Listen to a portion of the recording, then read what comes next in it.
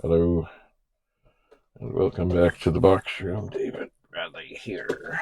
Alright, I am starting to undo the pile of external drives.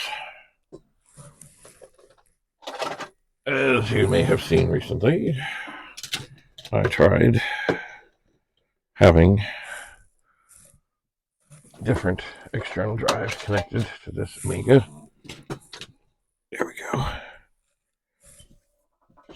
And with one, now the other thing is, I'm sure you can do three. See, the one in here, which you can barely see right now, that's DF0. This is DF2. You could have a DF1 here. Yeah. Okay, I'm reaching behind. And it's funny, this drive here, which is missing the bezel, I do not believe is an original drive from like the actual drive mechanism. I think it is, well, it might be from an Amiga 1000, but it's on all the stuff around it. I don't know. Maybe not. It has an orange LED, which I don't think was as things often came, but it did work. Okay, I'm going to very carefully set this down here, and now I've really lost track of which was what and where was who and what was all. So I'm going to take this 1010, I'm going to plunk it down on top of here, and then I'm going to reach into the back as best as I can with this short little cable. Maybe I'll pick it up, find the port, which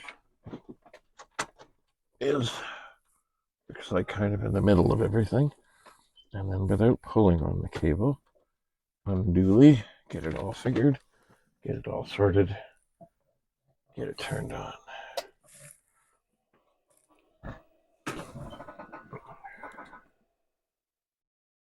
Let's see what's what.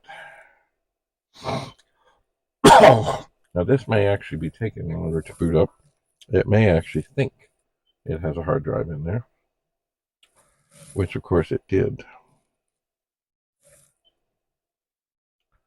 But there is no hard drive. Okay, so here is Workbench. Now before, the same Workbench disk, which is the original, would not read with this drive connected to that other drive. But this is sounding better. Much better. It would be nice to know if these drives, oh dear. Okay, now, these cables now, as they are sitting here, are on the keyboard. We don't need to do that, do we? Can we just put this behind us? Maybe not. Oh dear.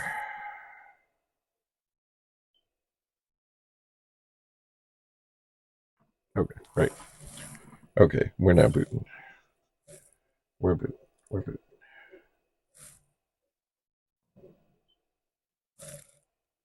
So it does seem to be looking better. It does. But does the drive work? Well, we'll see. See this disk here that I made or copied already? I'm not going to put it in yet, but I'll get it ready to go.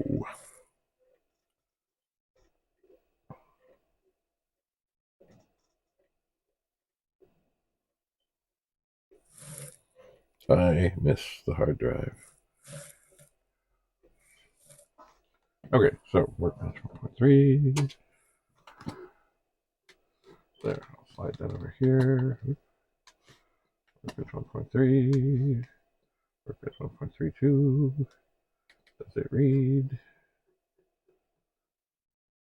It seems to be reading.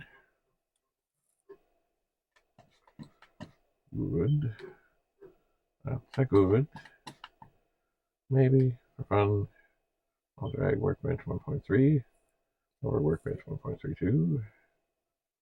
It will tell me that I should put 1.32 into the DF0 and put workbench 1.32 into DF2, and that I should press continue. And we'll see. This is looking more promising. Much more promising. Anyway, lovely. Lovely, lovely, lovely. I'm going to put this little disk protector thing back in the box. And close the box. So far, the MF2DD Gold Star disc, 3.5-inch micro floppy disks, are okay. Soft sector, 135 track per inch. Lifetime warranty. Yeah. I'm sure if I were to hunt up Gold Star, they would laugh at me. Made in Korea. Gold Star Limited. Seoul, Korea.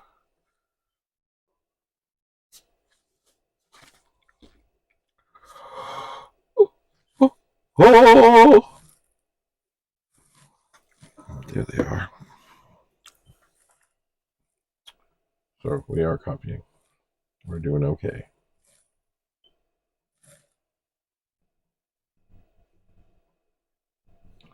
So I suppose what I should do next is take one of these drives, try and connect it to this drive after turning everything off, and then see, was it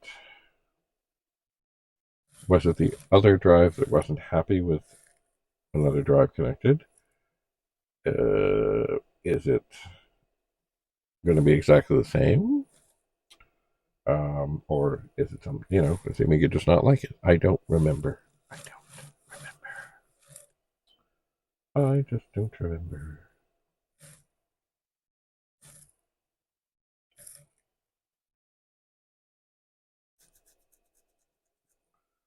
So we're at 74, 76, 77, 2 to go on the copy.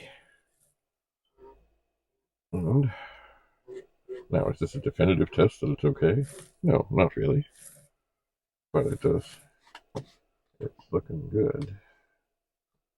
Alright, I'll go up here to rename. And now it is harder. You know what? Screw it. I'll just leave it like that for now. Alright. With great care, disk out. Disk out. Turn computer off. Move disks. What's funny, I don't remember how many drives I ever connected to an Amiga. So here we have another external drive. Oh, okay. Don't pull on the cable. Alright. I will try this. And if this does not work, then I will assume that the system is quite happy with 3, but not more. I'm double checking the cable in the back. There are screws on them. It's a good thing to screw them in. But I'm not doing that at this moment. So let's see what happens. It's strange that they would put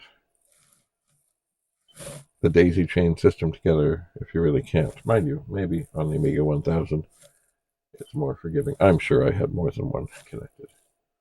So it does seem to be taking a little while. Okay, let's see. Does Workbench load, or does it reject it? It rejects it. Same as before. We'll take out this copy of Workbench. We'll put it in, and it will be rejected as well.